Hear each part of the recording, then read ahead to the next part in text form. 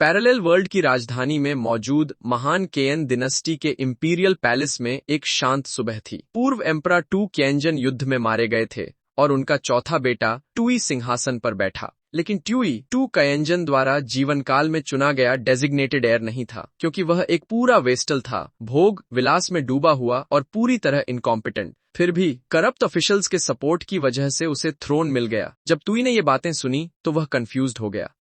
उसे हैरानी हुई कि उसका नाम लेकर उसे यूजलेस एम्परर कहा जा रहा है।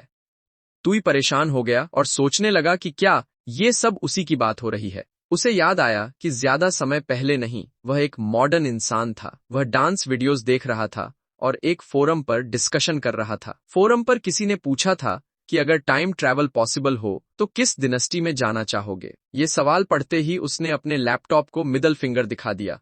उसने कहा कि ये सवाल रिडिकुलस है। ट्यूई गुस्से में आ गया और कीबोर्ड पर पागलों की तरह टाइप करने लगा। उसने उस आदमी से पूछा कि उसे क्या हो गया है। उसने आर्ग्यू किया कि एंशंट टाइम्स में जाना हर तरह की मौत को बुलावा देना है और ये भी गारंटी नहीं है कि वहां जाकर कोई एम्परर बने जिसके पास 3 कॉन्क्यूबाइंस हों। हो सकता है वह एम्परर भी न बने। इसलिए आज के एरा में पैदा होना ही बेस्ट है और ग्रेटफुल होना चाहिए। ये सब लिखकर उसने आंसर पोस्ट कर दिया। अब अपनी मौजूदा हालत देखकर ट्यूई को यकीन नहीं हो रहा था। उसने सोचा कि जब वे उसे हैंडल नहीं कर पाए तो उसे इस गोस्टली केयन डिनेस्टी में फेंक दिया और ऊपर से इतनी खराब सेटअप दे दी। अचानक उसके ब्रेसलेट ने नोटिफाई किया कि नेशनल डाउनफॉल सिस्टम एक्टिवेटेड हो चुका है। सिस्टम ने ट्यूई को ग्रीट किया और बताया कि वह होस्ट है। उसने कहा कि वह उसका एआई असिस्टेंट है जिसे डाउनफॉल ब्रेसलेट कहा जाता है और वह उसे डाउनी कह सकता है। ट्यूई डर गया। वह सोचने लगा कि ये डाउनफॉल सिस्टम आखिर है क्या। उसने पूछा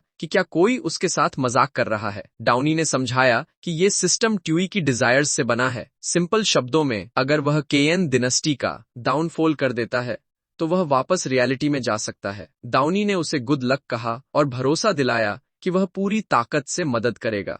जब ट्यूई ने सुना कि डिनेस्टी का डाउनफॉल उसे रियलिटी में वापस भेज सकता है तो उसने डाउनी को घूर कर देखा। उसने कहा कि उसने इससे अजीब टाइम ट्रैवल सेटअप कभी नहीं सुना। उसी समय उसके पास खड़ी लड़की ने उसकी रिएक्शन नोटिस की। वह सोचने लगी कि यूजलेस प्रिंस ट्यूई आज अचानक ऐसे क्यों खो गया है। उसने कहा कि पहले ट्यूई उसे देखकर क्रीपी स्माइल्स देता था, लेकिन आज कुछ अलग लग रहा था।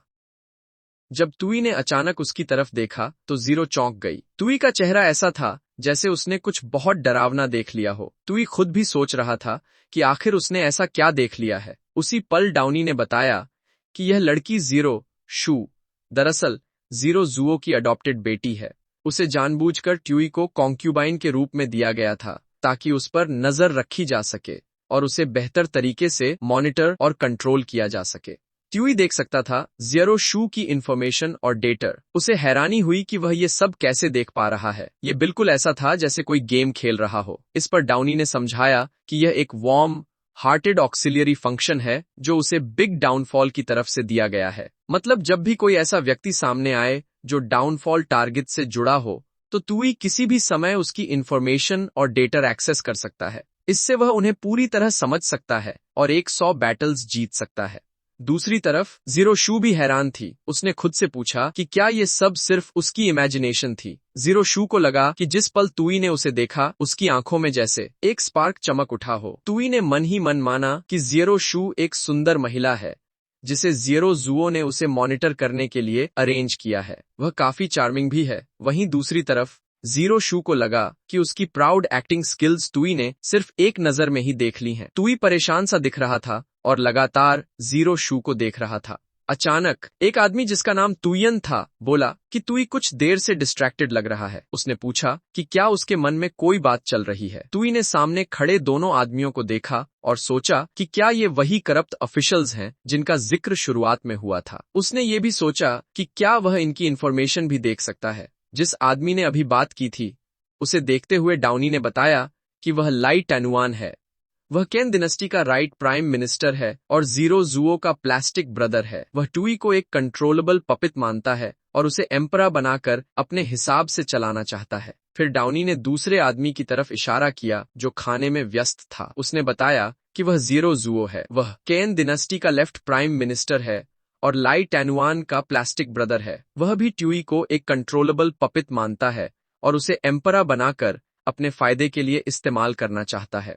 जब ट्यूई ने उनकी इन्फॉर्मेशन देखी तो उसका चेहरा गंभीर हो गया। उसने सोचा कि लाई टैनुअन की पॉलिटिकल पावर और मैकियावेलियनिज्म वैल्यूज सीधे ऑफ द चार्ट्स हैं, जबकि ज़ीरो जुओ की वैल्यूज थोड़ी कम हैं, लेकिन उसके पास कोई वीकनेस नहीं है। वह एक हेक्सागोनल वॉरियर जैसा है। जैसे ही ज़ीरो शू ने ट्यूई का एक्सप्रेशन देखा, उसने मन ही मन सोचा कि यह पहली बार है जब उसने उसकी आंखों में इतनी कोल्ड गेज देखी है। वह नजर डरावनी थी, लेकिन अजीब तरह से उसे अंदर तक हिला देने वाली लगी। अचानक ज़ीरो ने लाई टैनुअन को संबोधित किया। ज़ीरो ने कहा कि शायद ट्यूई इस बात को लेकर परेशान है कि जो थ्रोन वह हथियाने वाला है वो स्टेबल नहीं रहेगा, लेकिन ट्यूई ने बहुत शांति से जवाब दिया कि ऐसा बिल्कुल भी नहीं है। उसने कहा कि वह तो चाहता है कि थ्रोन जितनी जल्दी अस्थिर हो और देश जितनी जल्दी गिरे उतना ही अच्छा है। ज़ेओ शू ने ये बात नोटिस की कि अपने अडॉप्टिव फादर के तानों के बावजूद ट्यूई पूरी तरह काम बना रहा। वह सोचने लगी कि वह कब से इतना समझ से बाहर हो गया। अपनी सीट से खड़े होते हुए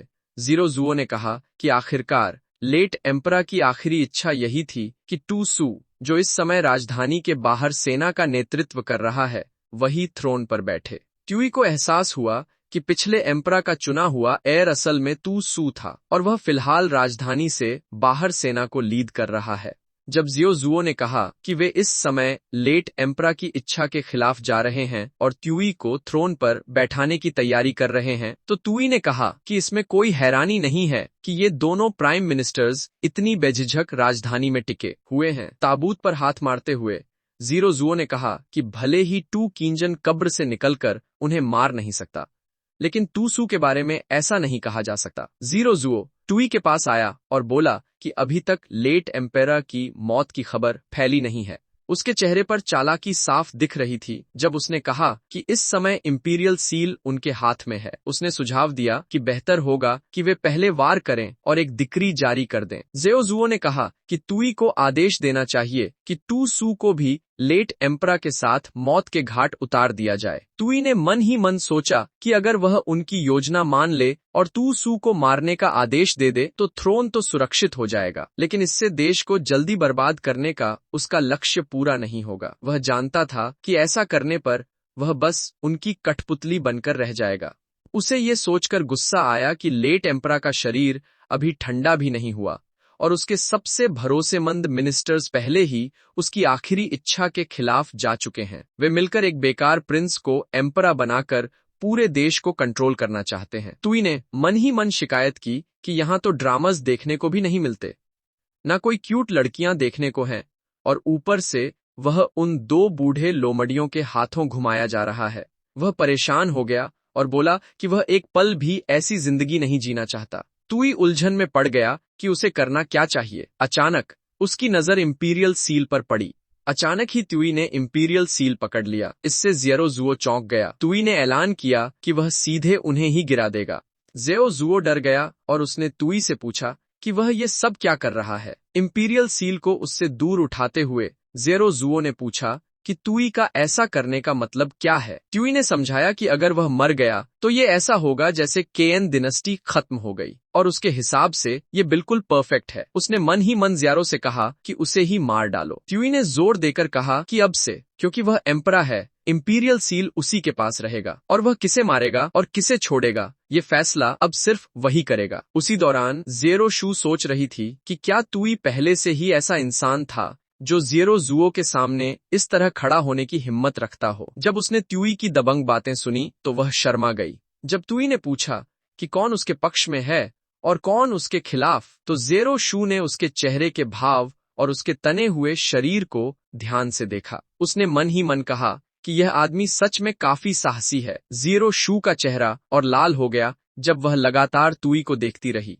जब उसने देखा कि ट्यूई किस तरह ज़ेरो को चिढ़ा रहा है, तो ज़ेरो शू ने सोचा कि ट्यूई का पहले का सारा व्यवहार बस एक अभिनय था। ज़ेरो शू ने महसूस किया कि इंपीरियल सील हाथ में आने के बाद ट्यूई अपना असली रूप दिखा रहा है, जबकि ज़ेरो अंदर ही अंदर गुस्से से जल रहा है। गुस्से में भरकर ज़ेरो जुओ चिल्लाया कि ट्यूई थ्रोन पर बैठे बिना ही घमंडी हो गया है। उसने कहा कि अगर उसके पास उसे ऊपर उठाने की ताकत है तो उसे नीचे गिराने की ताकत भी है।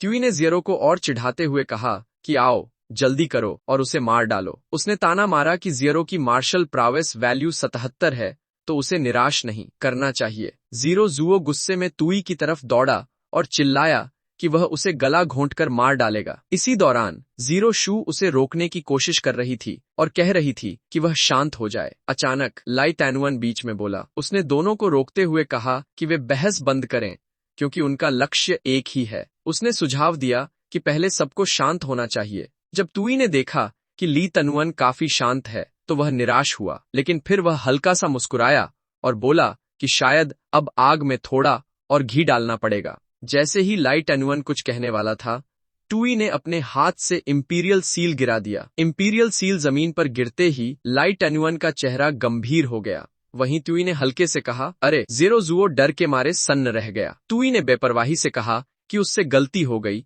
और सील फिसल गया, लेकिन वह अच्छी तरह जानता था कि इंपीरियल सील केएन दिनस्टी की किस्मत और अधिकार का प्रतीक है। यह एम्परा का आदेश होता है और पूरे देश पर शासन का चिन्ह। तू किएनजन खुद को केएनयुअन एम्परा कहता था, जिसका मतलब था कि केएन दिनस्टी पीढ़ियों तक चले। तुई जानता था कि इंपीरियल सील तोड़ना सबसे बड़ा अपराध माना जाता है, इसलिए उसे नहीं लगा कि लाई टैनुअन इतनी बड़ी उकसावे को सह पाएगा। जब उसने लाई टैनुअन का डरावना चेहरा देखा तो त्यूई ने सोचा कि क्या वह उसे उसी पल मार डालेगा और इस तरह देश को नष्ट करने का काम पूरा कर देगा। उधर ज़ीरो जुओ त्यूई पर बहुत गुस्से में था। वह उसकी तरफ उंगली उठाकर जोर जोर से चिल्ला रहा था, लेकिन शब्द नहीं निकल पा रहे थे। जैसे ही ज़ीरो जुओ त्यूई को और डांटने वाला था, किसी ने बीच में रोक दिया। वह लाई टैनुअन था। उसने समझाया कि उनके महाराज बस मजाक कर रहे थे। उसने कहा कि पूरी दुनिया तुई की है, तो फिर एक जेड का टुकड़ा क्या चीज है। लाई टैनुअन की ये बात सुनकर तुई फिर से निराश हो गया। लाई टैनुअन ने आगे कहा कि अगर सील टूट भी गया हो तो कोई बड़ी बात नहीं है। उसने त्यूई को सलाह दी कि अब काफी देर हो चुकी है, उसे आराम करना चाहिए। बाकी मामलों पर वे किसी और दिन बात करेंगे। इसके बाद लाई टैनुअन और ज़ीरो जुओ वहां से चले गए। तुई ने उन्हें रोकने की कोशिश की। उसने पूछा कि क्या एम्परा और आम लोग कानून के सामने बराबर नहीं होते और क्या वे उसे मारने वाले नहीं हैं। कुछ देर बाद एक दूसरी इमारत में ज़ीरो जुओ ली टैनुअन के साथ था। उसने कहा कि उन्हें किसी तरह तुई को हटाने का तरीका निकालना होगा। लाई टैनुअन ने पूछा कि क्या उसे पता है कि तुई को मारने के क्या नतीजे होंगे। ज़ीरो जुओ ने जवाब दिया कि इसमें क्या नतीजे हो सकते हैं।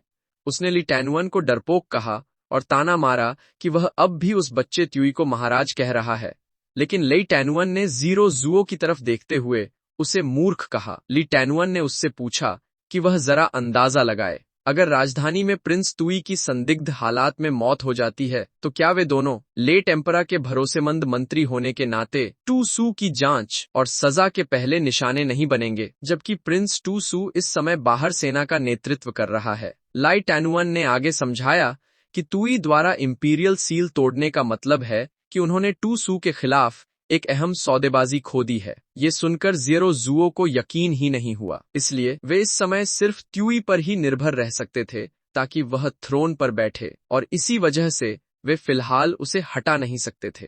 ज़ीरो जुओ एक पल के लिए रुका और उसने लाई टैनुअन से पूछा कि क्या वह यह सुझाव दे रहा है कि तुई ने जानबूझकर इंपीरियल सील तोड़ा ताकि वह टू सू को मार न सके। लाई टैनुअन ने इसकी पुष्टि की। लाई टैनुअन ने साफ किया कि शुरुआत में टू सू त्यूई के थ्रोन तक पहुंचने के रास्ते में एक रुकावट था, लेकिन जब तुई का एम्परा बनना तय हो गया तो उसे टू सू के साथ अपने रिश्ते पर दोबारा सोचने की जरूरत पड़ी। उसने आगे कहा कि इस दूसरे वर्ल्ड के महाद्वीप में जहां कई देश सत्ता के लिए लड़ रहे हैं और अनगिनत लोग पीड़ा झेल रहे हैं, वहीं केएन दिनस्टी ने आखिरकार इलाके को शांत किया और उत्तरी महाद्वीप को एकजुट किया। इसी कारण टू सू, जिसके पास भारी सैन्य शक्ति है, उन्हें दरबार में सावधानी से चलने पर मजबूर करता है और वे त्यूई को बहुत ज्यादा दबा नहीं सकते। लाई टैनुअन ने चेतावनी दी कि अगर उन्होंने तुई पर बहुत जोर डाला तो वह टू सू को राजधानी में आने दे सकता है और उनकी योजनाएं नष्ट हो जाएंगी और वे ऐसा जोखिम नहीं ले सकते। उसने यह भी कहा कि तुई शायद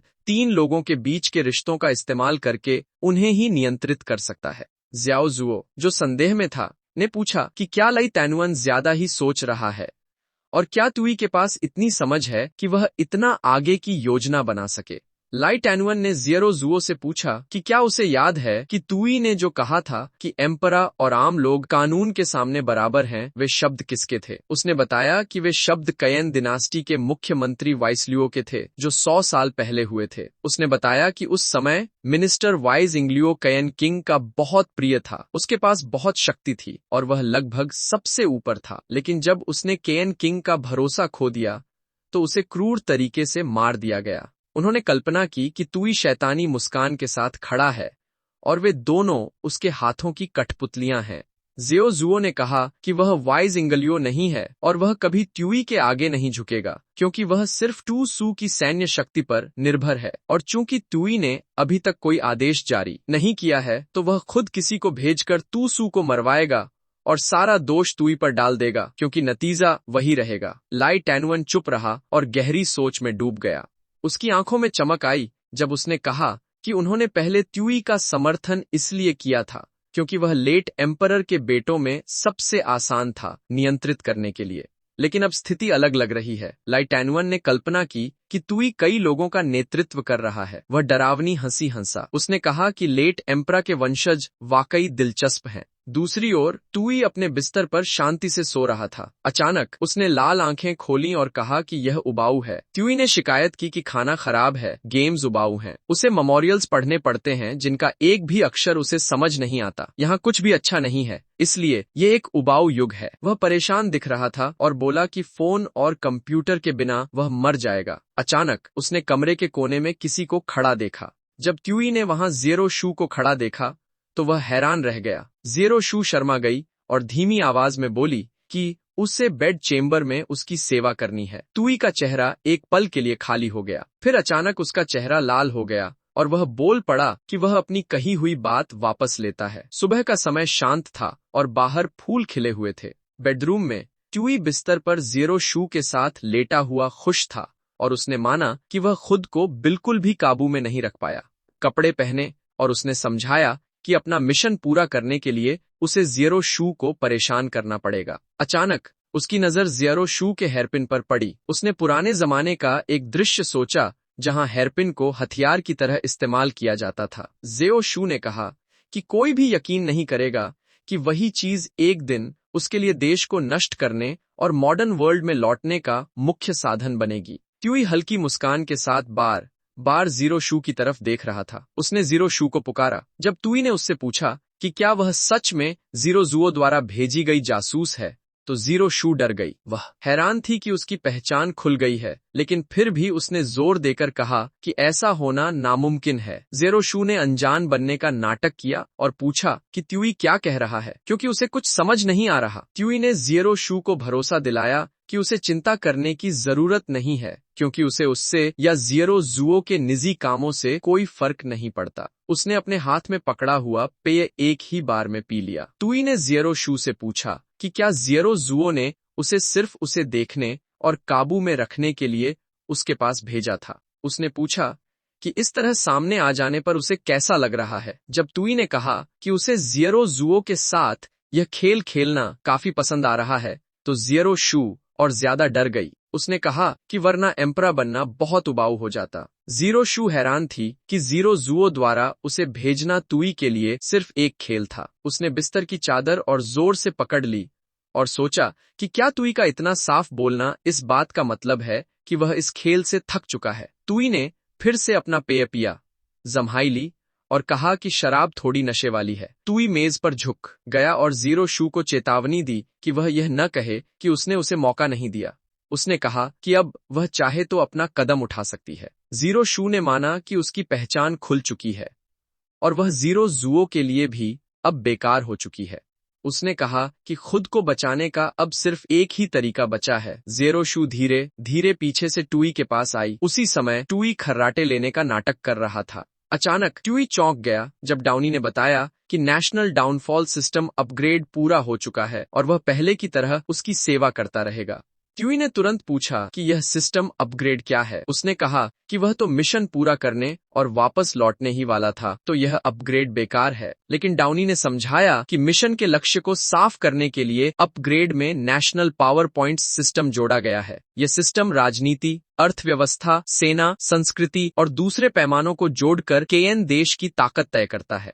जैसे ही नेशनल पावर पॉइंट्स से नीचे चले जाएंगे, देश के पतन का मिशन पूरा माना जाएगा। शुरुआती नेशनल पावर पॉइंट्स एक कुछ समझ आने पर ट्यूई ने मन ही मन डाउनी से पूछा कि अगर वह उसी पल मारा भी जाए लेकिन नेशनल पावर पॉइंट्स खत्म न हो तो क्या मिशन फिर भी असफल रहेगा। डाउनी ने जवाब दिया कि उसकी मौजूदा वैल्यू के हिसाब से अगर वह मर भी जाए तो भी पॉइंट्स खत्म नहीं होंगे। जब ट्यूई ने देखा कि ज़ीरो शू पीछे से उसे मारने के लिए तैयार है तो वह घबरा गया। उसने मन ही मन गाली दी और पूछा कि डाउनी ने पहले यह क्यों नहीं बताया और उसकी जान इतनी बेकार क्यों है। दूसरी तरफ ज़ीरो शू ने सोचा कि शायद ट्यूई फिर से उसकी परीक्षा ले रहा है, लेकिन उसके पास अब कोई रास्ता नहीं था। उसने हेयरपिन को ट्यूई की तरफ घोंप दिया और बुदबुदाई कि अब उसे दांव लगाना ही होगा। लेकिन ट्यूई ने अचानक उसका हाथ पकड़कर उसे रोक लिया। तुरंत ही ज़ीरो शू की आंखों के कोनों में आंसू भर आए। वह रोते हुए बोली कि सच में वह फिर से ट्यूई की एक्टिंग से खेली गई है। वहीं ट्यूई ने कहा कि यह बहुत करीब था और वह बेकार में लगभग मर ही गया था। ज़ीरो शू ने मायूसी से अपना हाथ ट्यूई की पकड़ से छुड़ा लिया। उसने ट्यूई को पकड़ा और गिड़गिड़ाते हुए कहा कि उसके पास अभी भी मौका है, वह हमला करेगी। लेकिन तभी ज़ीरो शू अचानक फिसल गई। वह घबरा गई और उसका संतुलन बिगड़ गया। ट्यूई बस देखता रहा जब ज़ीरो शू अनाड़ी तरीके से जमीन पर गिर गई। ज़ीरो शू बेबस थी और रो रही थी। ट्यूई ने उसका मजाक उड़ाते हुए कहा कि सिर्फ 44 मार्शल प्रावेस वैल्यू वाला वॉरियर नाकाम टावर डाइव के बाद मारने की कोशिश कर रहा है। ये कुछ ज्यादा ही आत्मविश्वास है। ट्यूई ने ज़ीरो शू के हाथ से हेयरपिन ले लिया। उसने ताना मारते हुए कहा कि वह बहुत उतावली है और उसके बस कुछ शब्दों से ही भड़क गई। उसने डराने वाले अंदाज में कहा कि एक सही जासूस ऐसे व्यवहार नहीं करता। ज़ीरो शू फूट फूट कर रोने लगी और बोली कि असैसिनेशन नाकाम हो गया। वह सोचने लगी कि क्या अब वह मरने वाली है। कुछ पलों बाद ज़ीरो शू अचानक जाग गई। वह सोचने लगी कि वह कहाँ है, क्योंकि उसे तो ट्यूई के साथ होना चाहिए था। तभी किसी ने पीछे से आकर उससे पूछा कि क्या उसने उसे दिया गया काम पूरा कर लिया। वह ज़ीरो ज़ुओ था। ज़ीरो शू डर गई और उसने उसे अपने अडॉप्टिव फादर कहकर पुकारा। ज़ीरो ज़ुओ गुस्से में था और उसने धमकी दी कि अगर वह इतना छोटा काम भी नहीं कर सकती तो उसे सजा दी जाएगी। ज़ीरो शू बेबस थी और बस चिल्ला सकती थी। अचानक ज़ीरो शू ट्यूई के पास जाग गई। वह अब भी चिल्ला रही थी। ट्यूई ने उससे पूछा कि क्या उसे डरावना सपना आया था। ज़ीरो शू घबराई हुई थी और उसने पूछा कि क्या ट्यूई उसे मारने वाला नहीं है। ट्यूई ने अपने हाथ फैलाए और जवाब दिया कि यह तो बस एक खेल था। उसने कहा कि वह न सिर्फ उसे नहीं मारेगा बल्कि अनजान बनने का नाटक करेगा और उसे संदेश पहुंचाने देगा। उसने जोड़ा कि आखिरकार यही चीज खेल को मजेदार बनाती है। ट्यूई तेजी से लिख रहा था और बोला कि वह इस समय एक बहुत दिलचस्प इंपीरियल डिक्री लिखने वाला है। ज़ीरो शू ने ट्यूई को देखा और महसूस किया कि उसके चेहरे पर एक डरावना भाव है। ट्यूई दांत भींचे हुए था। उसकी आंखें डराने वाली थीं। ज़ीरो शू ने सोचा कि वह फिर से ज़ीरो ज़ुओ के खिलाफ कुछ करने वाला है, लेकिन ज़ीरो शू को पता नहीं था कि ट्यूई मन ही मन कोस रहा था और बुदबुदा रहा था कि ब्रश से लिखना बहुत मुश्किल है। ट्यूई ने गहरी सांस छोड़ी और ज़ीरो शू हैरान रह गई कि एक इतनी जल्दी लिख चुका है। अचानक थका हुआ ट्यूई ज़ीरो शू से पूछता है कि क्या वह उसकी मदद करके लिख सकती है। ज़ीरो शू चौंक गई। ज़ीरो शू डर गई जब ट्यूई उसे मेज की तरफ ले गया और वह सोचने लगी कि यह सब ऐसा कैसे हो गया। वह अनमने ढंग से मना करने लगी और बोली कि उसे नहीं पता वह किस तरह का डिक्री लिखवाना चाहता है। ट्यूई ने कहा कि वह बस इतना लिख दे कि टू परिवार के सभी वंशज टू सू समेत अपना सरनेम खो देंगे और उन्हें आम नागरिक बना दिया जाएगा। ज़ीरो शू घबरा गई और उसने पूछा कि वह अपने ही परिवार के लोगों को इतनी बड़ी सजा क्यों दे रहा है। उसने यह भी पूछा कि वह एक सर्वेंट होते हुए ऐसा डिक्री क्यों लिखे। ट्यूई मुस्कराया और समझाया कि उसने सिस्टम से पहले ही पूछा था कि क्या दो परिवारों की ताकत कम करना पॉइंट्स घटाने का सबसे आसान तरीका है और इन दोनों परिवारों के वंशजों को आम नागरिक बना देने से सिर्फ बहुत सारे पॉइंट्स कम होंगे, बल्कि बाहर की दुनिया में वह एक निर्दयी तानाशाह भी दिखेगा। इसलिए यह तरीका पूरी तरह परफेक्ट है। ज़ीरो शू ट्यूई का एक्सप्रेशन देखकर डर गई। वहीं ट्यूई घमंड से बोला कि ऐसा तरीका सोचने वाला वह तानाशाहों की दुनिया में वाकई कमाल का है। तुई ने जीरो शू से पूछा कि उसने सवाल क्यों किया। उसका अंदाज डराने वाला था, जिससे जीरो शू घबरा गई। उसने तुरंत सिर झुका लिया और मान लिया कि वह ज्यादा बोल गई थी और माफी मांगी। तुई मुस्कराया और जोड़ा कि यह सब खेल की मुश्किल बढ़ाने के लिए है। जीरो शू घबरा गई जब तुई ने उसके चेहरे को छुआ और कहा कि इस दिक्री के बाद वह न सिर्फ परिवार के सहारे के बिना अकेला रह जाएगा, बल्कि निर्दयी तानाशाह की बदनामी भी उठाएगा। तुई ने दोहराया कि वही दिक्री लिखेगी और पूछा कि क्या वह यह खुशखबरी जीरो जुओ को भी बताएगी, क्योंकि वह जरूर खुश होगा। उसने कहा कि जीरो शू इसे उसकी तरफ से दिया गया तोहफा माने। यह सुनकर जीरो शू ने कहा कि उसे बचपन से लेकर अब तक कभी कोई तोहफा नहीं मिला। तुई ने कहा कि वह उसे निराश न करे। वहीं जीरो शू सोच रही थी कि वह जानती है कि तुई उसे धोखा दे रहा है, फिर भी उसे अच्छा क्यों लग रहा है। कुछ देर बाद जीरो जुओ के घर पर एक औरत दरवाजा खटखटा रही थी। वह जीरो शू थी। जब जीरो जुओ ने दरवाजा खोला तो उसने पूछा कि वह इतनी देर से क्यों आई है। अंदर आते ही जीरो शू ने कहा कि वह बहुत जरूरी जानकारी लेकर आई है। जीरो शू ने बताया कि तुई ने डिक्री जारी किया है कि दोनों परिवारों के सभी राज परिवार के लोग आम नागरिक बना दिए जाए। यह सुनकर जीरो जुओ और ली टैनुअन दोनों हैरान रह गए। जीरो जुओ ने कहा कि ली टैनुअन अभी तो दोनों परिवारों के वंशजों में से नया एम्परा बनाने की सोच रहा था, तो साफ है कि तुई उन्हें निशाना बना रहा है। ली टैनुअन ने जीरो शू से पूछा कि उसे इतनी अहम जानकारी कैसे मिली और क्या यह भरोसेमंद है। जीरो शू हिचकिचाई और बताया कि तुई ने उससे खुद वह डिक्री लिखवाई है। यह सुनते ही जीरो जुओ का गुस्सा फूट पड़ा। उसकी आंखें लाल हो गईं और उसने जीरो शू के चेहरे पर थप्पड़ मारा और उसे गाली दी। उसने पूछा कि क्या उसने उनके राज लीक कर दिए। जीरो शू रो पड़ी और बोली कि उसने ऐसा कुछ नहीं किया, लेकिन जीरो जुओ ने आरोप लगाया कि वह नाटक कर रही है और ट्यूई का इस्तेमाल करके उसके खिलाफ चाल चल रही है, वरना वह डिक्री लिख ही नहीं सकती थी। अचानक किसी ने जीरो जुओ के कंधे पर हाथ रखा। वह लाई टैनुअन था। उसने जीरो जुओ को शांत होने को कहा और समझाया कि अगर जीरो शू ने सच में जानकारी लीक की होती तो वे दोनों इस डिक्री के बारे में जान ही नहीं पाते। तो यह तुई की ही चाल थी ताकि उनके बीच फूट दिखाई दे और उन्हें नया प्रिंस बनाने से रोका जा सके। जीरो जुओ अचानक बेचैन हो गया और उसने जीरो शू की तरफ देखा। उसने तुरंत पहले गलत इल्जाम लगाने के लिए माफी मांगी और पूछा कि क्या वह उसे दोष नहीं देगी। जीरो शू ने जवाब दिया कि वह ऐसा करने की हिम्मत नहीं करती। जीरो जुओ ने लाई टैनुअन की तरफ मुड़कर कहा कि लगता है नया प्रिंस बनाने की उसकी योजना नाकाम हो गई है। उसने लाई टैनुअन को सलाह दी कि वह उसकी योजना सुने, क्योंकि वह दरबारियों को इकट्ठा करेगा और पहली कौत मीटिंग में तुई को बुरी तरह अपमानित करेगा, ताकि उसे पता चले कि दरबार में असली ताकत किसके हाथ में है। लाई टैनुअन ने हिचकिचाते हुए कहा कि उसने जीरो जुओ की योजना के बारे में कुछ सोचा है, लेकिन फिर उसने मान लिया कि जीरो जुओ जैसा चाहे वैसा करे। लाई टैनुअन ने तर्क दिया कि जीरो जुओ कोई ऐसा इंसान नहीं है जो बड़े फैसले ले सके, इसलिए उसे भी अपनी अलग योजना रखनी चाहिए।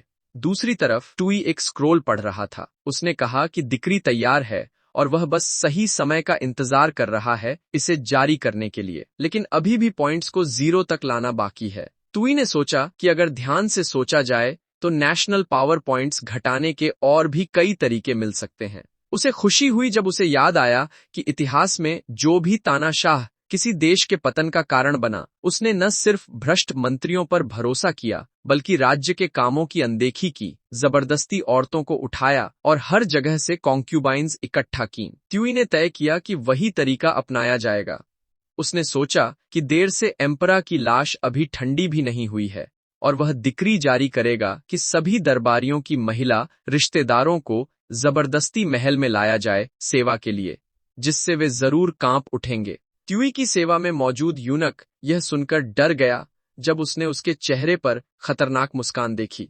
ट्यूई ने खुद से कहा कि इस तरह वह न सिर्फ बहुत सारे पॉइंट्स घटा सकता है, बल्कि खुद भी फायदा उठा सकता है। इसलिए कोई हैरानी नहीं थी कि उसने इतनी चालाक योजना बना ली। ट्यूई ने यूनक की तरफ देखा और कहा कि वह जीरो जुओ और लाई टैनुअन को बुलाए। उसने आदेश दिया कि उन्हें तुरंत स्टडी में लाया जाए। यूनक ने फौरन जी कहा। कुछ देर बाद जीरो जुओ और लाई टैनुअन स्टडी में दाखिल हुए। तुई ने मुस्कुराते हुए दोनों मंत्रियों का स्वागत किया और कहा कि औपचारिकता की जरूरत नहीं है। उसने उन्हें बैठने को कहा और सहज रहने को कहा। जीरो जुओ ने उपहास किया, जबकि लाई टैनुअन ने शालीनता से धन्यवाद कहा। जैसे ही वे बैठे, जीरो जुओ ने सुझाव दिया कि चूंकि तुई गद्दी पर बैठ चुका है, तो उसे अगले दिन दरबार के कामों से परिचित होना चाहिए। ज़ियो जुओ ने खतरनाक मुस्कान के साथ जोड़ा कि वह बाद में अपने गुट के मंत्रियों से बात करेगा और वे सब मिलकर ट्यूई को कल दरबार में दबाने की कोशिश करेंगे। उधर ट्यूई के चेहरे पर भी वही खतरनाक मुस्कान थी। उसने सोचा कि क्या मेहनती शासन कोई बोनस देता है। उसने कहा कि गद्दी पर बैठते ही दरबार लगाना उसके लिए मूर्खता होगी। ट्यूई ने कहा कि दरबार लगाना बहुत झंझट वाला काम है और नए एम्परा के तौर पर उसके पास अनुभव नहीं है। उसने बताया कि वह दरबार के काम इन दोनों मंत्रियों पर छोड़ देगा। लाई टैन्युअन ने देखा कि तुई ने ज़ियो जुओ की दरबार लगाने की बात ठुकरा दी। उसने भौहें सिकोड़ते हुए सोचा कि तुई न सिर्फ ज़ियो जुओ की चाल समझ गया, बल्कि मंत्रियों पर भरोसे का कारण देकर उसकी बात काट भी दी। तुई को देखते हुए लाई टैन्युअन ने कहा कि ज़ियो जुओ की सतही चालें उसके सामने बिल्कुल बेकार हैं। दूसरी तरफ ट्यूई ने सोचा कि अब कॉन्कुबाइन्स इकट्ठा करने वाली योजना निकालने का समय आ गया है ताकि पॉइंट्स घटाए जा सकें। उसने गला साफ किया और कहा कि अभी दरबार के कामों की बात न की जाए, क्योंकि उसने दोनों मंत्रियों को किसी और वजह से बुलाया है। ट्यूई शर्माया और बोला कि चूंकि वह एम्परा है तो सिर्फ ज़ियो शू और हारिम होना काफी शर्मनाक है। तो उसने फैसला कर लिया कि वह सुंदर महिलाओं को इकट्ठा करेगा और हारिम बढ़ाएगा। यह सुनकर ज़ियो जुओ डर गया और चिल्लाया कि देर से एम्परा की लाश अभी ठंडी भी नहीं हुई है और तुई पहले ही नीचे वाले दिमाग से सोचने लगा है। उसने कहा कि उसने इतनी बेशर्मी पहले कभी नहीं देखी। वहीं दूसरी तरफ लाई टैनुअन भी हैरान था। उसने सोचा कि तुई ने उन्हें दरबार में बुलाया, लेकिन राज्य के काम छोड़कर हारिम की भर्ती की बात कर रहा है। उसे समझ नहीं आया कि यह सब क्यों हो रहा है। तुई उत्साहित था और जोर देकर बोला कि यह काम जल्दी होना चाहिए। उसने जोड़ा कि उसे नेशनल पावर पॉइंट्स जितनी जल्दी हो सके ज़ीरो करने हैं। ज़ियो जुओ और ली टैनुअन दोनों चुप रह गए जब उन्होंने तुई की बात सुनी। ज़ियो जुओ ने कहा कि वह तुई के इस विचार का समर्थन करता है कि चारों तरफ से सुंदर महिलाएं लाई जाए, लेकिन उसे जल्दबाजी की चिंता है। ट्यूई ने ज़ियो जुओ की बात काट दी और कहा कि वह समझता है कि पूरी दुनिया से महिलाएं तुरंत नहीं लाई जा सकती, इसलिए शुरुआत राजधानी से करनी चाहिए। ज़ियो जुओ हैरान रह गया और सोचने लगा कि क्या इतनी जल्दी दिखाना वाकई जरूरी है। दूसरी ओर लाई टैनुअन ने मन ही मन सोचा कि उसे तुई की सुंदर महिलाओं वाली बातों में उलझना नहीं चाहिए, क्योंकि तुई ने खास तौर पर राजधानी का जिक्र किया है, यानी असली निशाना वही है। तुई ने घोषणा की कि उसने सबसे कम समय और मेहनत वाला तरीका सोच लिया है। उसके चेहरे पर खतरनाक भाव था जब उसने कहा कि शुरुआत दरबारियों की महिला रिश्तेदारों से की जाए। यह सुनकर ली टैनुअन डर गया। कुछ देर बाद दोनों मंत्री स्टडी से बाहर निकले। सीढ़ियां उतरते हुए ज़ियो जुओ बड़बड़ाया कि तुई न तो राज्य के काम देखता है और ऊपर से हारिम बढ़ाना चाहता है। उसने कहा कि यह एक असली तानाशाह का रास्ता है। ज़ियो जुओ ने जोड़ा कि तुई एम्परा बनकर खुद ही अपनी कब्र खोद रहा है, जिससे उनका काम आसान हो जाएगा।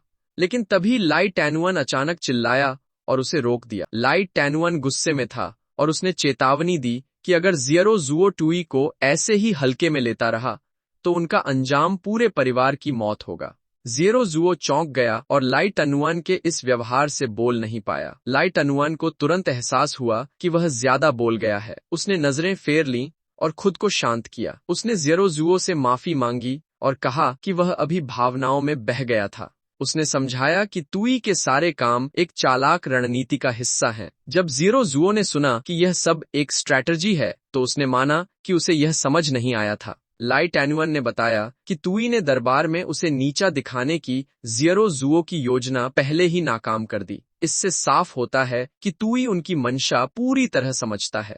ज़ियो जुओ ने तर्क दिया कि उन्होंने योजना बनाई और तुरंत महल बुला लिए गए तो जानकारी लीक होने का सवाल ही नहीं। लाई टैनुअन ने कहा कि यही बात डरावनी है, क्योंकि इसका मतलब है कि तुई ने पहले ही इसका अंदाजा लगा लिया था। और इतना ही नहीं, दरबार न लगाने के अलावा तुई हारिम भी बढ़ाना चाहता है। ये सारे कदम ऊपर से देखने में अय्याशी और भ्रम फैलाने वाले लगते हैं, लेकिन असल में ये सब उन्हें निशाना बना रहे हैं और एक जुड़ी हुई रणनीति का हिस्सा हैं। दोनों मंत्रियों को ऐसा लगा जैसे महल के फाटक से कोई अशुभ और डरावनी आभा निकल रही हो। ज़ीरो जुओ ने पूछा कि जुड़ी हुई रणनीति से ली टैन्युअन का क्या मतलब है। लाई टैन्युअन ने समझाया कि तुई को दरबार न लगाने का भरोसा इसलिए है क्योंकि उसे लगता है कि वह बिना दरबार लगाए भी राज्य को काबू में रख सकता है। उसका चेहरा डर से भरा था जब उसने आगे कहा कि दरबारियों की महिला रिश्तेदारों को हारिम में लाकर वह शादी के जरिए मंत्रियों को अपने काबू में कर सकता है और दरबार में उनकी ताकत कम कर सकता है। स्थिति की गंभीरता समझकर ज़ीरो जुओ घबरा गया और उसने पूछा कि अब उन्हें क्या करना चाहिए। लाई टैन्युअन मुस्कराया और बोला कि अब वे और क्या ही कर सकते हैं। उसने कहा कि इस समय टुई एम्परा है और दो परिवारों की ब्लड लाइन बढ़ाना और हारिम फैलाना तो स्वाभाविक ही है। वह ज़ीरो जुओ की तरफ मुड़ा और दो खास औरतों के बारे में सोचते हुए लाई टैन्युअन ने खतरनाक मुस्कान के साथ कहा कि वे तुई के अधीन हैं, तो एम्परा की इच्छाएं पूरी करना उनका कर्तव्य है। कुछ दिनों बाद महल के साइड हॉल में लाई टैन्युअन टुई से मिलने आया। उसने रिपोर्ट दी कि टुई के आदेश के अनुसार पिछले कुछ दिनों में दोनों क्लैंस के सभी वंशजों को आम नागरिक बना दिया गया है, सिर्फ बड़े प्रिंस टूसू को छोड़कर, क्योंकि वह राजधानी के बाहर तैनात है और दिक्री अभी तक उस तक नहीं पहुंची। लेकिन तुई ने कहा कि वह सब जरूरी नहीं है और बाद में इस पर बात करेंगे। फिर वह शर्मा गया और पूछा कि जिस हारिम सिलेक्शन का उसने आदेश दिया था वह कैसा रहा। लाई टैन्युअन ने जवाब दिया कि उन्होंने तुई के आदेश में कोई कमी नहीं छोड़ी, लेकिन समय कम होने की वजह से उससे माफी मांगी। उसने ताली बजाई और औरतों को बुलाया। उसने कहा कि वे बाहर आएं और तुई उन्हें देख। तुई बहुत उत्साहित था और औरतों को देखने का इंतजार कर रहा था।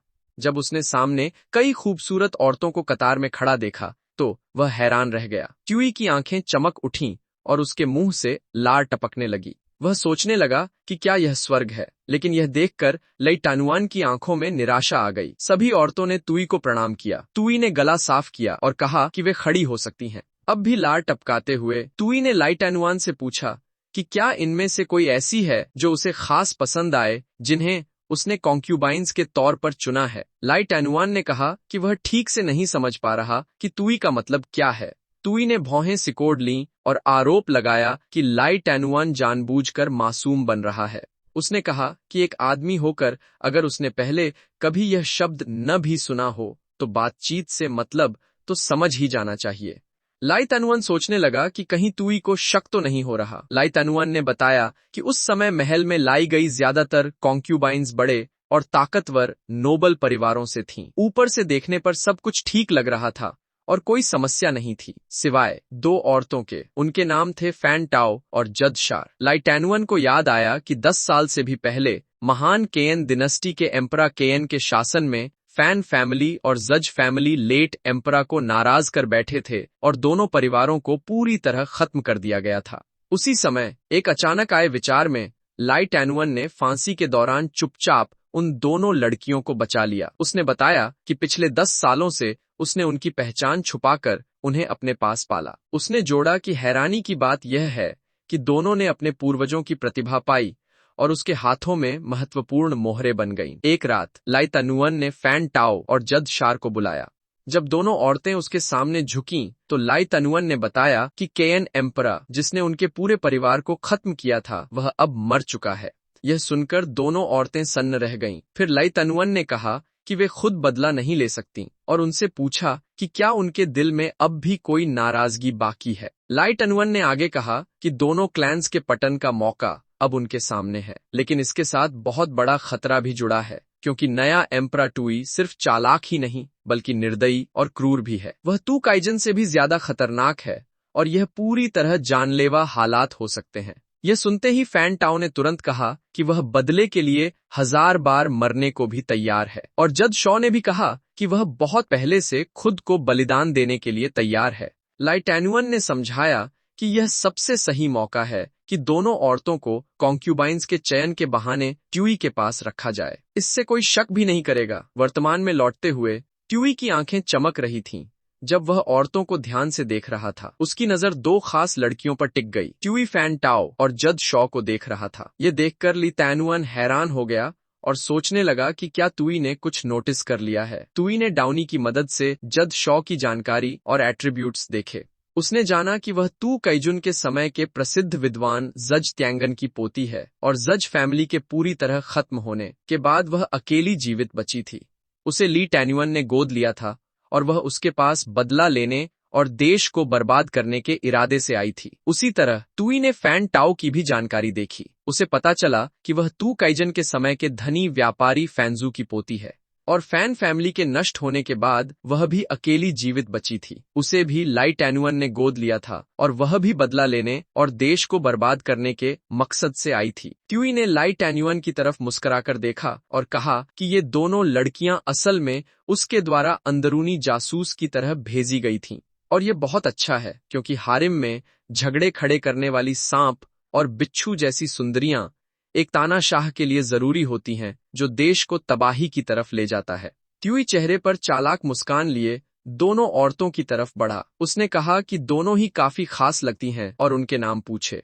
फैन टाओ ने पूरे भरोसे से अपना नाम बताया। वहीं जज शॉ घबराई हुई थी और हकलाने लगी। तुई जज शॉ के पास आया और कहा कि वह कुछ ज्यादा ही घबराई हुई लगती है। यह देखकर ली टैन्युअन बहुत घबरा गया। उसने जल्दी से कहा कि जज शॉ स्वभाव से चुप रहने वाली है और त्युई की दबाव भरी मौजूदगी में वह घबरा सकती है। तुई ने हल्के से जज शॉ की ठोड़ी पकड़ी और उसे भरोसा दिलाया कि उसे डरने की जरूरत नहीं है क्योंकि वह असल में काफी सहज इंसान है। वह मुस्कुराते हुए जज शॉ के चेहरे को देखने लगा। अचानक जज शॉ रो पड़ी। उसने कहा कि वह अब और सह नहीं पा रही। उसकी आंखों से आंसू बहने लगे और मुंह से लार भी निकलने लगी जिससे तुई चौंक गया। यह बात दूसरों को नहीं पता थी और सिस्टम के हिडन एट्रीब्यूट्स में भी दर्ज नहीं थी कि जब जज शॉ भावनात्मक तनाव में होती है और विपरीत लिंग द्वारा संवेदनशील जगहों को छुआ जाता है जैसे ठोड़ी, तो वह शर्म के कारण बेहोश हो जाती है। फैन टाओ परेशान थी जबकि तुई जो हुआ उसे देखकर डर गया था। उसी समय लाई टैन्युअन भी त्युई जितना ही घबरा गया था। तुई ने अफसोस जताया कि यह तो लाई टैन्युअन का दिल जीतने के लिए फेवर दिखाने वाला सीन होना चाहिए था। जज शॉ की हालत देखकर तुई बुदबुदाया कि उसे उम्मीद नहीं थी कि उसकी सहनशक्ति इतनी कम होगी और उसने पूरा एक्ट खराब कर दिया। तुई ने अंदाजा लगाया कि ली टैन्युअन जज शॉ की पहचान उजागर होने से डर जाएगा और जरूर कोई बहाना बनाकर उसे बदलने की कोशिश करेगा। अचानक कोई जोर से घुटनों के बल गिरा। वह ली टैन्युअन था। उसने माना कि उसने अपनी जिम्मेदारी ठीक से नहीं निभाई और गलत चयन कर दिया जिससे जज शॉ तुई के सामने अशोभनीय हरकत कर बैठी। उसने कहा कि वह मरने लायक है और वह तुरंत जज शॉ को संभाल लेगा। त्युई ने तुरंत मना कर दिया और कहा कि इस समय एक ही रास्ता है, इस एक्ट को जबरदस्ती आगे बढ़ाना। त्युई ने जज शॉ को गोद में उठाया और कहा कि उसे वही टाइप पसंद है जो हल्की सी छेड़छाड़ में खुद को रोक नहीं पाती। उसने कहा कि ली टैन्युअन द्वारा चुनी गई औरतों ने वाकई उसका दिल जीत लिया है। फैन टाओ ने उसे घूरा और बुदबुदाई कि यह तानाशाह वाकई एक गंदा इंसान है। लाई टैन्युअन ने माथे से पसीना पोंछा और तुई का शुक्रिया अदा किया। त्युई ने पूछा कि क्या तय हो गया है कि जज शॉ आज रात उसके बिस्तर में सेवा करेगी। फैन टाओ उसे घूरती रही और उसने मन ही मन कसम खाई कि यह तानाशाह एक न एक दिन इन सब की कीमत चुकाएगा। फैन टाओ घबरा गई जब तुई ने अचानक उसे सवालिया नजर से देखा। तुई सोचने लगा कि फैन टाओ उसे इतनी नाखुशी से क्यों देख रही है। उसने खतरनाक मुस्कान के साथ फैन टाओ को चिढ़ाया और पूछा कि क्या वह भी उसके बिस्तर में सेवा करना चाहती है। त्युई ने सुझाव दिया कि वे उस रात 3 लोगों का खेल खेलें। फैन टाओ हैरान रह गई। अभी दिन ही था लेकिन तुई पहले से ही फैन टाओ और जज शॉ के साथ अपने बेड चेम्बर में था। पर्दे के अंदर जाते हुए तुई ने गर्व से कहा कि महल की सभी सुंदरियों में ये दोनों लड़कियां वाकई सबसे अलग हैं। वहीं जज शॉ और फैन टाओ तुई को देखते हुए उसके बिस्तर पर लेटी थीं।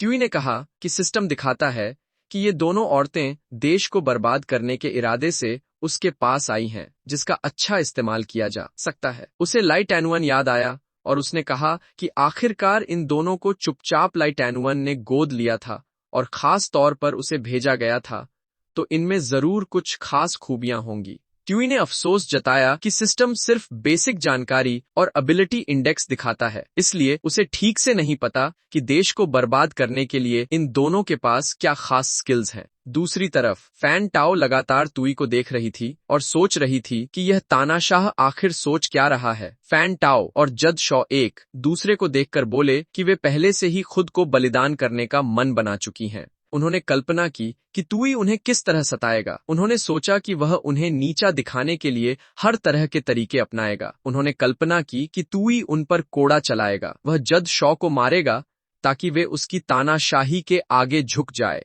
फैन टाओ ने सोचा कि मोमबत्ती का पिघला हुआ मोम उस पर गिराया जाएगा। जज शॉ और फैन टाओ तुई को ध्यान से देखती रहीं और अपने भविष्य का इंतजार करती रहीं। तुई गहरी सोच में था और उसका चेहरा डरावना लग रहा था जब वह उन्हें घूर रहा था। फैन टाओ ने कहा कि कुछ न करना तुई को और भी डरावना बना रहा है। उसे याद आया कि जब लाई टैनुआन उन्हें लाया था तो उसने खास तौर पर कुछ बातें समझाई थीं। उसे याद आया कि लही टैनुआन ने कहा था कि उन्हें अपनी पहचान की चिंता करने की जरूरत नहीं है, क्योंकि उसने भेष तैयार किए हैं ताकि तुई उनका अतीत पता न लगा सके। लेकिन तुई चालाक है और भले ही वह औरतों का शौकीन है, फिर भी वह सुंदरता से आसानी से नहीं बहकता। लाई टैनुआन ने यह भी बताया था कि इसके अलावा जियरो पहले ही तुई को दी जा चुकी है, जो उनकी साथी भी है और उनकी प्रतिद्वंद्वी भी। जज शॉ और फैन टाओ यह सुनकर गंभीर हो गईं। लाई टैनुआन उनके पास आया और बोला कि अगर वे ट्यूई का भरोसा जीतना चाहती हैं तो उन्हें सिर्फ सुंदरता से ज्यादा अपनी कीमत दिखानी होगी। उसने मुस्कुराकर कहा कि उसे यकीन है कि वे जानती हैं कि अपनी अतिरिक्त काबिलियत कैसे दिखानी है। अचानक जज शॉ और फैन टाओ हकीकत में लौटिंग जब तुई ने पूछा कि वे दोनों इतनी खोई हुई क्यों हैं। ट्यूई ने कहा कि उसने अभी उनसे एक सवाल पूछा है और पूछा कि क्या उनके पास कोई खास टैलेंट या स्किल है। फैन टाओ और जज शॉ ने तुई की तरफ देखा और दोनों ने मान लिया कि यही उम्मीद थी। जज शॉ ने तुरंत जवाब दिया और कहा कि उसे भविष्य बताने, तारे देखने और लिखावट पहचानने की कला आती है। उसने यह भी बताया कि वह ताबीज, फेंग शुई, सेहत संभालने, दवा और रसायन बनाने में भी माहिर है। तुई ने सोचा कि यह किसी बड़े रसायन बनाने वाले और विद्वान की बेटी की ताकत होगी। जज शॉ ने आगे जोड़ दिया कि उसे बिस्तर से जुड़ी कला भी आती है, लेकिन तुई ने पलटकर कहा कि उसके स्वभाव के साथ, जो सिर्फ छूने से बेहोश हो जाती है, वह कैसे कह सकती है कि उसे बिस्तर की कला आती है। फिर तुई ने फैन टाओ की तरफ देखा और उसके बारे में पूछा। फैन टाओ ने देखा कि तानाशाह के चेहरे से वह जज शॉ के जवाब से खुश नहीं लग रहा था। फैन टाओ को याद आया कि वह एक व्यापारी परिवार से थी। उसने बताया कि बचपन से वह अपने दादा के साथ अलग अलग व्यापारिक कामों में शामिल रही। फैन टाओ ने कहा कि ऐसे माहौल में रहने से वह सिर्फ हिसाब किताब में ही नहीं बल्कि इंसानों की सोच समझने में भी तेज हो गई। लेकिन उसने यह भी माना कि उसके दादा के अनुभवों ने सिखाया कि ये दोनों खूबियां होना सत्ता वालों को शक में डाल देता है। वर्तमान में लौटते हुए फैन टाओ ने कहा कि बदला लेने की पहली शर्त खुद को बचाना है, इसलिए अपनी कीमत दिखाते हुए भी खुद को बेहतर दिखाना जरूरी है। फैन टाओ ने जोर देकर कहा कि एक कमजोर औरत होने के नाते उसके पास कोई खास हुनर नहीं है। उसने साफ कहा कि वह यह नहीं बता सकती कि उसे हिसाब किताब या इंसानों को समझने की कला आती है। उसने कहा कि भले ही वह एक बड़े परिवार से है, लेकिन उसके माता पिता मर चुके हैं और उसके पास सिर्फ परिवार से मिली ढेर सारी दौलत है। उसने कहा कि इससे बेहतर कुछ नहीं कि एक असहाय अमीर लड़की जिसका कोई सहारा न हो। लेकिन तीती कुछ और ही सोच रहा था। वह हैरान हुआ और सोचने लगा कि क्या फैन टाओ किसी दूसरी दुनिया की बैटमैन जैसी है, जिसके माता पिता मर चुके हैं लेकिन वह अमीर है। तुई ने सोचा और नतीजा निकाला कि ये दोनों औरतें देश को बर्बाद करने में काम आ सकती हैं। उसने कहा कि एक देश के शासक के तौर पर उसे फैन टाओ की दौलत में कोई दिलचस्पी नहीं है। इसके उलट तुई ने फैन टाओ से पूछा कि क्या वह उसके लिए राष्ट्रीय खजाने को संभालना चाहेगी। फैन टाओ ने शर्माने का नाटक किया, लेकिन जब उसे बात समझ आई तो वह डर गई। उसे एहसास हुआ कि तुई असल में क्या कहना चाहता है। उसे पता नहीं था कि तुई यह देख चुका था कि फैन टाओ एक ऐसे व्यापारी परिवार से है जो मुनाफे के पीछे रहता है और धोखाधड़ी में माहिर है। इसलिए देश का खजाना खाली करना और अर्थव्यवस्था गिराना उसके हवाले किया जा सकता है। फिर तुई ने जज शॉ की तरफ देखा और कहा कि विद्वानों के परिवार से आई औरतों के प्रति इतिहास में तानाशाहों का झुकाव रहा है, खासतौर पर जो अमर बनने की साधना में लगे रहते हैं। और क्योंकि जज शॉ में काबिलियत है, वह उसे महिला राष्ट्रीय गुरु बनाएगा। साथ ही वह शाही अस्पताल संभालेगी और रसायन बनाकर उसकी उम्र बढ़ाने की जिम्मेदारी भी उसी की होगी। यह सुनकर जज शॉ भी डर गई। वहीं दूसरी तरफ तुई यह सोच रहा था कि कैसे जज शॉ जहर तैयार करेगी और मीठी आवाज में कहेगी कि दवा लेने का समय हो गया है। और उसने अपने शरीर को धीरे धीरे कमजोर करने का काम जज शॉ को सौंप दिया। फिर तुई को कुछ याद आया और उसने कहा कि वह एक जरूरी बात भूल गया था। उसने कहा कि अब जज शॉ पहले से ही महिला राष्ट्रीय गुरु है। जज शॉ घबरा गई और सोचने लगी कि तुई अब क्या कहने वाला है। तुई ने हुक्म दिया कि आगे से जब भी जज शॉ उससे मिलने आए तो उसे ताओवादी कपड़े पहनकर आना होगा। यह सोचते हुए तुई ने खुशी से कहा कि ऐसा पहनावा काफी मजेदार है। यह सुनकर जज शॉ पूरी तरह डर गई। इस बीच तुई कल्पनाएं करते करते नाक से खून बहाने लगा। उसने सुझाव दिया कि जब वे कॉस्प्ले कर ही रहे हैं तो पूरा मजा लेना चाहिए। वह अपनी महिलाओं को लोकप्रिय कपड़ों में पहनने की कल्पना करने लगा। ट्यूई बहुत उत्साहित लग रहा था और उसने कहा कि महल के हरम में कॉस्प्ले पार्टी करना शायद बुरा विचार नहीं है। शाम हो चुकी थी और जीरो हवेली के अध्ययन कक्ष में अब भी रोशनी जल रही थी। कोई ब्रश से लिखने में व्यस्त था। वह जीरो जुओ था और वह शैतानी मुस्कान के साथ लिखता जा रहा था। उसने जो लिखा था उस पर मुहर लगाने की तैयारी की और कहा कि अगर वह बदमाश तुई उस शाही फरमान को मानने से मना करेगा तो वह खुद उसे संभाल लेगा, क्योंकि जेड की मुहर अगर वह चाहे तो आसानी से नकल की जा सकती है। लिखे हुए कागज को स्क्रॉल में लपेटते हुए जीरो जुओ ने कहा कि भले ही तूसू सेना का नेतृत्व करने में माहिर है, लेकिन वह ज्यादा समझदार नहीं है और अंधी वफादारी करता है। इसलिए अगर शाही फरमान उसे तुरंत आत्महत्या करने का आदेश भी दे तो वह बिना सवाल किए मान लेगा, और जैसे ही टू खत्म होगा ट्यूई के पास कोई मदद नहीं बचेगी और वह उसकी मुट्ठी में होगा। अचानक ज़ेरोजुओ ने हुक्म दिया कि किसी को अंदर बुलाया जाए। ज़ेरोजिन, जो ज़ेरोजुओ परिवार का जनरल था, कमरे में आया और सम्मान प्रकट करते हुए आदेश मांगा। ज़ेरोजुओ ने स्क्रॉल वाला डिब्बा ज़ेरोजिन को दिया और हुक्म दिया कि वह तुरंत उत्तरी देश के लिंतांग शहर जाए और शाही फरमान उत्तरी सेना के कमांडर टू को सौंपे। वह शैतानी मुस्कान के साथ बोला कि ज़ेरोजिन अपनी आंखों से टू को आत्महत्या करते देखे और उसका सिर वापस लाए, क्योंकि वह ट्यूई को तोहफा भेजना चाहता है। ज़ेरोजिन ने डिब्बा लिया और हामी भर दी। उसी समय ज़ेरो हवेली के अध्ययन कक्ष की छत पर कोई छिपकर सुन रहा था। उस व्यक्ति ने एक पक्षी के साथ संदेश बांधा और फुसफुसाया कि यह बात तुरंत लॉर्ड जियो तक पहुंचानी होगी। उसने पक्षी को छोड़ दिया और वह रात के आसमान में उड़ गया। पूरा चांद चमक रहा था और पक्षी बहुत ऊंचाई तक उड़ गया। कुछ समय बाद जियो परिवार के सैनिक एक जंगल से गुजर रहे थे। उन्हें पता नहीं था कि पेड़ों के ऊपर कुछ लोग छिपकर उनका इंतजार कर रहे हैं। उनमें से एक औरत थी जिसके पास वही संदेश वाला पक्षी था। उसने सबको तैयार रहने का आदेश दिया, लेकिन जैसे ही वह पेड़ की टहनी पर खड़ी होने लगी उसका पैर फिसल गया। उसके साथी डर गए और हैरान हो गए जब उन्होंने उसे गिरते देखा। गिरते हुए उस औरत ने चिल्लाकर आदेश दिया कि सब लोग आगे बढ़ें, और वह जमीन पर आ गिरी। वह औरत लॉर्ड जो थी। उसके एक आदमी ने कहा कि उसकी निष्क्रिय बदकिस्मती वाली क्षमता फिर से सक्रिय हो गई। दूसरे ने कहा कि वह अब इसकी आदत डाल चुका है। अजीब हालत में पड़ी हुई लॉर्ड जो ने अपने आदमियों से कहा कि वे वहां खड़े क्या कर रहे हैं और आगे बढ़ने को कहा। दूसरी ओर ज़ेरोजिन घोड़े पर सवार था जब उसने कुछ अजीब देखा और सतर्क हो गया। उसने रास्ते में एक रस्सी देखी और तुरंत घोड़े की लगाम खींचकर रोक दिया। बाकी सैनिक भी टकराने से बचने के लिए अपनी लगाम खींचने लगे। अचानक जोरदार धमाके हुए और सैनिकों के साथ साथ उनके घोड़े भी हवा में उछल गए। धमाके के बाद उठता हुआ धुआं धीरे धीरे छंटने लगा। एक सैनिक ने उठने की कोशिश की, लेकिन अचानक उसकी पीठ पर कुछ आकर लगा और उसने खून की खांसी की। जब सैनिकों ने देखा कि पेड़ों के तनों से कई काली परछाइयां उनकी ओर कूदती आ रही हैं, तो वे घबरा गए। अज्ञात लोग पेड़ों से नीचे उतरते हुए सैनिकों की ओर कुछ फेंकने लगे। वे धारदार ब्लेड थे और ज़ेरोजिन ने अपनी तलवार से उन्हें रोक लिया।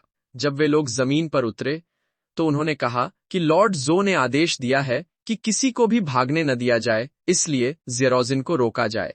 ज़ायोजिन गुस्से में आ गया और चिल्लाया, एक मामूली विद्रोही शाही फरमान को रोकने की हिम्मत कैसे कर सकता है। दोनों लोग डर गए और ज़ेरोजिन से घबरा गए। ज़ेरोजिन घोड़े पर सवार होकर उनकी ओर झपटा और तलवार चलाकर उन्हें मार गिराया। लेकिन तभी ज़ेरोजिन हैरान हुआ जब उसने ऊपर उड़ते एक काले पक्षी को देखा। काले पक्षी की परछाई चांद को ढक गई। उसी पल एक रहस्यमय व्यक्ति अचानक ज़ेरोजिन के घोड़े के पीछे सवार हो गया और बोला कि क्या उसे समझ नहीं है। ज़ेरोजिन डर गया जब उसने उस रहस्यमय व्यक्ति को देखा। अचानक लॉर्ड जो ज़ेरोजिन के पीछे प्रकट हुई और उसने उसके गले पर कटार रख दी। ज़ेरोजिन ने उसे पहचान लिया और घबराते हुए कहा कि यह वही है। ज़ेरोजिन ने कहा कि वे कंग गार्ड के सदस्य हैं। अचानक खून फूट पड़ा क्योंकि ज़ेरोजिन का गला काट दिया गया। जब ज़ेरोजिन का शरीर घोड़े पर ढीला पड़ गया तो लॉर्ड जो का एक आदमी डिब्बा लेकर उसके पास आया जिसमें स्क्रॉल था। उस आदमी ने डिब्बा खोला और स्क्रॉल देखते ही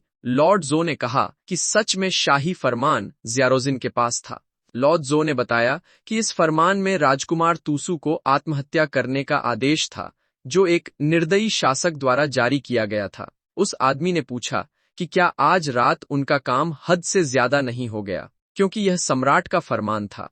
लेकिन वह डर गया जब लॉर्ड जो ने कुछ उसकी ओर फेंका जो उसे लगा नहीं। लॉर्ड जो ने कहा कि कुछ ही दिनों की शांति में वे अपने कंग गार्ड के मूल उद्देश्य को भूल गए। उसने समझाया कि जहां रोशनी होती है वहां छाया भी होती है और केवल शक्तिशाली ही कमजोरों को जन्म देते हैं। इसलिए कंग गार्ड अंधेरे में काम करता है ताकि दिवंगत सम्राट कीन की रक्षा कर सके। लॉर्ड जो ने कहा कि वे निर्दयी तरीके और खून खराबे वाले उपाय अपना सकते हैं। वे गुप्त बैठकों की जासूसी करते हैं और जानकारी इकट्ठा करते हैं, लेकिन उन्होंने जोर देकर कहा कि उन्हें यह नहीं भूलना चाहिए कि उनकी निष्ठा दिवंगत सम्राट के प्रति है। लॉर्ड जो गुस्से में थी और बोली कि दिवंगत सम्राट ने तू को क्राउन प्रिंस नियुक्त किया था और अब जब वह गुजर चुके हैं तो उनकी इच्छा को मानना और तू का समर्थन करना उनका कर्तव्य है। लेकिन अब तू ही न केवल सिंहासन पर बैठा है बल्कि क्राउन प्रिंस को नुकसान भी पहुंचाना चाहता है। उसने स्क्रॉल को अपने हाथ से मसल दिया और वह टुकड़ों में फट गया। कागज के टुकड़े धीरे धीरे नीचे गिरते रहे और वह आदमी चुपचाप लॉर्ड जो को देखता रहा। लॉर्ड जो ने घोषणा की कि तू ही वह दुश्मन है जिसे कंग गार्ड को खत्म करना ही होगा। गायब होते हुए उसने अपने लोगों को आदेश दिया कि जगह को पूरी तरह साफ कर दें और कोई भी जानकारी बाहर न जाने दें। कुछ समय बाद कई काले पक्षी उड़ने लगे और किसी ने सूचना दी कि क्राउन प्रिंस तूसू उत्तरी इलाकों में बहुत दूर है, इसलिए अगर वह बिना रुके राजधानी की ओर लौटे तो भी उसे 4 दिन लगेंगे। छत पर खड़े व्यक्ति ने कहा कि इन 4 दिनों में तूई शाही फरमान में कोई गड़बड़ी नहीं देख पाएगा। वह लॉर्ड जियो थी और उसने कहा कि उससे पहले वह खुद एक व्यक्ति को मारना चाहती है। वह बेहद गुस्से में थी और हर शब्द पर जोर देते हुए बोली कि वह व्यक्ति तू ही है। दूसरी ओर ट्यूई को छिंक आई। वह जूद शार और फैन टाओ के साथ ताश खेल रहा था और बोला कि फिर से कौन सी सुंदर लड़की उसे याद कर रही है। 5 दिन बाद ज़ीरो जुओ के निवास पर आधे चांद की रोशनी पूरे घर पर पड़ रही थी। ज़ीरो जुओ अंदर टहल रहा था और बोला कि 5 दिन हो गए हैं, लेकिन उस मूर्ख से अब तक कोई खबर नहीं आई। अचानक लाई तनुअन प्रकट हुआ और उसने पूछा कि ज़ीरो जुओ किसका इंतजार कर रहा है, जिससे ज़ीरो जुओ चौंक गया। ज़ीरो जुओ घबराकर बोला कि वह किसी का इंतजार नहीं कर रहा और पूछा कि लाई तनुअन इतनी देर रात यहाँ क्यों आया है। लाई तनुअन मुस्कराया और बोला कि वह अच्छी खबर और बुरी खबर दोनों लाया है। ज़ीरो जुओ ने पूछा कि बुरी खबर क्या हो सकती है और लाई तनुअन हंसा। लाई तनुअन का चेहरा डरावना हो गया और उसने कहा कि ज़ीरो जुओ की शाही फरमान नकली बनाकर तूसू को मारने की योजना नाकाम हो गई है। यह सुनकर ज़ीरो जुओ चौंक गया। उसने तुरंत लाई तनुअन का कॉलर पकड़ लिया और बोला कि वह बकवास कर रहा है, लेकिन लाई तनुअन ने बेपरवाही से उसका हाथ झटक दिया और बोला कि वे एक ही पक्ष के हैं तो इनकार की जरूरत नहीं। उसने लॉर्ड जियो को याद करते हुए कहा कि ज़ीरो जिन को 5 दिन पहले शहर के बाहर रोककर मार दिया गया था। लाई तनुअन ने झुककर कहा कि यह काम कंग गार्ड की नेता लॉर्ड जियो ने किया था। ज़ीरो जुओ ने जब कंग गार्ड का नाम सुना तो उसने पूछा कि क्या वह वही छाया इकाई है जो सीधे पूर्व सम्राट के अधीन थी और वे ऐसा कैसे कर सकते हैं। लेकिन लाई तनुअन ने कहा कि अभी इस बात को अलग रखो और बाकी खबर सुनो। ज़ीरो जुओ तब खुश हुआ जब ली तनुअन ने कहा कि हालांकि लॉर्ड जियो ने ज़ीरो जिन को मार दिया, लेकिन उसने गलती से यह मान लिया कि शाही फरमान टू ये ने जारी किया था, इसलिए अब टू ये उसका अगला निशाना है। ज़ीरो जुओ बोला कि यह अच्छा है और राहत की बात है, लेकिन तभी वह चौंक गया। ज़ीरो जुओ ने कहा कि कंग गार्ड हमेशा स्वतंत्र रूप से काम करता है, तो लाई तनुअन को यह गुप्त बात कैसे पता चली। लाई तनुअन ने कहा कि उसके अपने तरीके हैं और ज़ीरो जुओ को चिंता करने की जरूरत नहीं। उसने कहा कि इस बार ज़ीरो जुओ किस्मत वाला था और यह मुसीबत में वरदान बन गया। लाई तनुअन ने सुझाव दिया कि इस मौके का इस्तेमाल तुई और टू सू के बीच संतुलन तोड़ने के लिए किया जा सकता है। उसने बताया कि आज तुई के एनुअन हॉल में एक भोज दे रहा है जहां बहुत लोग मौजूद होंगे। महल के बाहर की रात अजीब तरह से शांत थी। लाइट एनुअन ने कहा कि अगर लॉर्ड जियो टुई पर हमला करना चाहती है तो आज की रात सबसे अच्छा मौका है। उसने बताया कि उसने आज रात महल के पहरेदारों की सतर्कता ढीली करने की व्यवस्था कर दी है। लाइट एनुअन ने कहा कि अगर लॉर्ड जियो कंग गार्ड के साथ आगे बढ़े तो चाहे हत्या असफल हो जाए, दोष फिर भी तूसू पर आएगा। उसने कहा कि नैतिक बढ़त खोने के बाद भले ही तूसू के पास सेना हो, वह उतना खतरनाक नहीं रहेगा। ज़ेरो जुओ ने माना कि लाइट एनुअन ने बहुत चालाकी से त्युई को मारने और तूसू को फंसाने की योजना बनाई है, लेकिन लाइट एनुअन ने स्पष्ट किया कि यह केवल आदर्श स्थिति है और असली नतीजा किस्मत पर निर्भर करेगा। ज़ेओ जुओ ने पूछा कि उसका क्या मतलब है और क्या योजना में कोई समस्या हो सकती है। लाइट एनुअन ने जवाब नहीं दिया और कहा कि वह सिर्फ सूचना देने आया था, फिर वहां से चला गया। वह ज़ेरो जुओ के घर की सीढ़ियां उतरते हुए बोला कि इस योजना में सबसे अनिश्चित तत्व टू ये है। उसने सोचा कि तर्क के हिसाब से फैन टाओ और जू शॉ टुई से बहुत नफरत करते हैं, इसलिए आज रात केएन हॉल में अफरातफरी के बीच वे टू ये पर हमला कर सकते हैं। लेकिन लाइट एनुअन ने सोचा कि उनकी चतुराई और फुर्ती के बावजूद क्या वे सच में त्युई को मात दे पाएंगे, और उम्मीद की कि वह ज्यादा सोच नहीं रहा।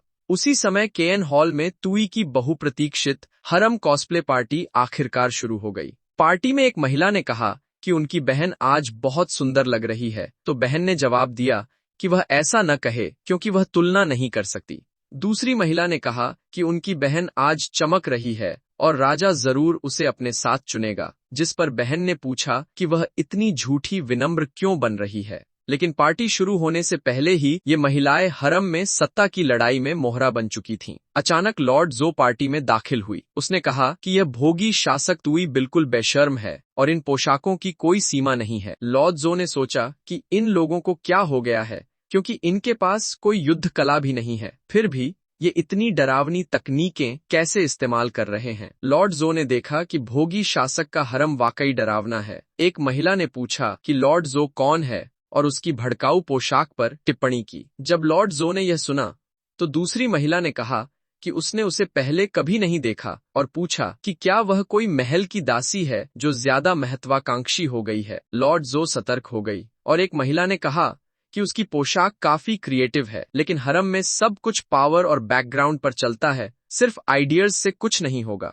उसने आगे कहा कि उसे पेशेंस चाहिए और मेन टास्क ज्यादा जरूरी है, इसलिए वह किसी और को टारगेट नहीं कर सकती। अचानक किसी ने घोषणा की कि तुई आ चुका है और लॉर्ड जो ने उसकी मौजूदगी महसूस की। तुई अंदर आया फैन टेलियर और यू शार के साथ और सबको ग्रीट किया। उसने अपनी उंगलियों को चूमा और सबकी तरफ फ्लाइंग किस भेजी, कहते हुए कि वह सबसे प्यार करता है। महिलाएं पागल हो गईं। एक बोली कि वह अब और सह नहीं सकती, दूसरी ने भी तुई से प्यार जताया और एक और बोली कि वह उससे बच्चे चाहती है। अचानक तुई की नजर लॉर्ड जियो पर पड़ी। उसने लॉर्ड जियो के स्टैट्स देखे और पहचान लिया कि वह पूर्व सम्राट टू काइजन के अधीन कंग गार्ड की पूर्व नेता थी, जो अभी पूर्व क्राउन प्रिंस तूसू के प्रति वफादार है और तूसू को गद्दी दिलाने के लिए उसकी हत्या करना चाहती है। उधर लॉर्ड जो सोचने लगी कि क्या टुई की नजर उस पर पड़ी है और क्या उसने उसे पहचान लिया है। उसने तुरंत अपने कपड़ों के नीचे छिपा दगर पकड़ लिया। लॉर्ड जो ने तय कर लिया कि यह भोगी शासक आज मरेगा। तुई ने अपने चश्मे उतारे ताकि लॉर्ड जो को ध्यान से देख सके। अचानक लॉर्ड जियो ने तुई को पुकारा और कहा कि अब उसे अपनी मौत का सामना करना चाहिए। दूसरी ओर महिलाओं ने लॉर्ड जो से सवाल किया कि वह त्युई के सामने ऐसे देशद्रोही शब्द बोलने की हिम्मत कैसे कर रही है, लेकिन फिर उन्होंने सोचा कि क्या यही कॉस्प्ले बैंक्वेट का हिस्सा है। 5 दिन पहले केएन हॉल में तुई ने अपनी प्यारी कॉन्कुबाइन्स से कहा था कि वह 5 दिन बाद कॉस्प्ले हारिम बैंक्वेट आयोजित करेगा। एक महिला ने तुई को बुलाया और कहा कि वह अनजान है और पूछा कि कॉस्प्ले बैंक्वेट क्या होता है। तुई ने समझाया कि कॉस्प्ले मतलब रोल प्ले, जहां कॉन्कुबाइन्स अलग अलग सुंदर कपड़े पहनेंगी, अलग रोल्स निभाएंगी और उसके साथ गेम्स खेलेंगी। तब महिलाएं एक दूसरे की तरफ देखती रहीं और उलझन में थीं। अब वर्तमान में महिलाएं कहने लगीं कि कॉस्प्ले बैंक्वेट का असली मजा रोल प्ले के फन और एक्साइटमेंट में है।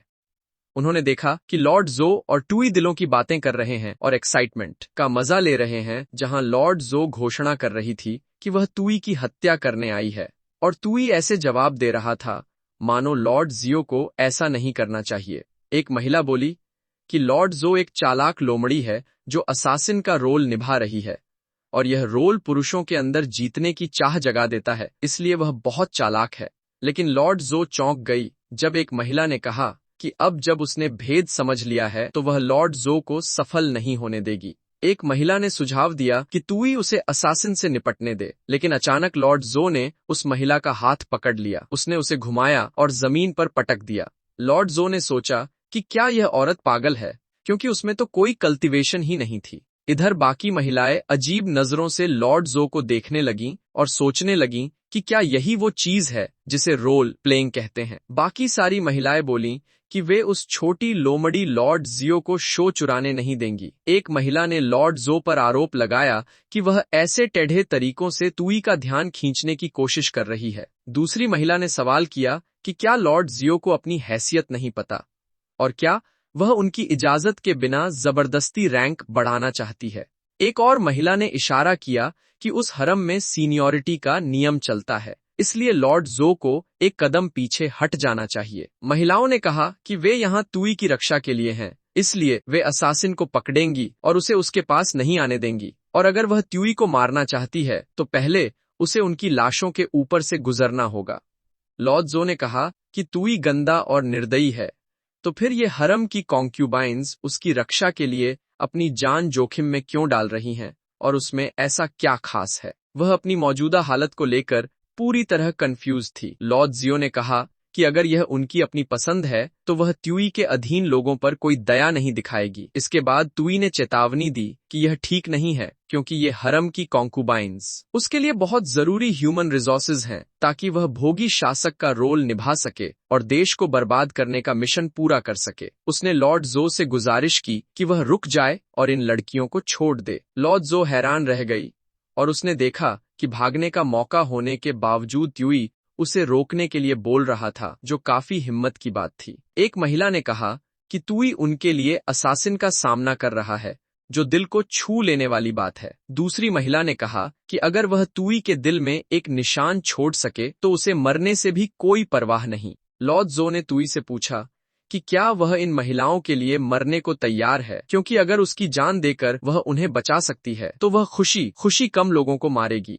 तुई ने समझाया कि वह अभी मर नहीं सकता, क्योंकि उसे पहले अपना मिशन पूरा करना है और अपने नेशनल पावर पॉइंट्स खत्म करने हैं, वरना देश को बर्बाद करने वाला मिशन फेल हो जाएगा। उसने लॉर्ड जो से माफी मांगी और कहा कि अभी उसके मरने का समय नहीं है। लॉर्ड एक्स ने इसे टाल दिया और कहा कि जैसा सोचा था ये बस खाली बातें हैं, लेकिन तुई ने समझौते के तौर पर गद्दी तूसू को देने की पेशकश की। उसने पूछा कि क्या उसे मारने का मकसद तूसू को गद्दी दिलाना ही है। लॉर्ड जो हैरान हो गई कि तुई को उसकी पहचान और मकसद सब कुछ पता था, और वह सोचने लगी कि कहीं यह कोई ट्रैप तो नहीं।